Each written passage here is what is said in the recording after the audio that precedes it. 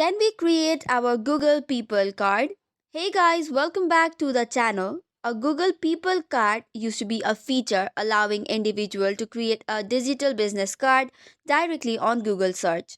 Whenever someone searches your name, this card could appear at the top of the search result, displaying information about you. It was designed for professionals, entrepreneurs, content creators, freelancers, and anyone who just wanted to build an online presence.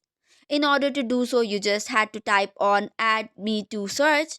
However, with the recent release of the Google, this feature has been disabled. As of 7th of April 2024, the feature is no longer available in Google to be created. So even if you search for add me to search button, this might not be available on the Google. So that is all about today's video. For more such contents, do not forget to hit the like and subscribe button. Thank you and keep watching.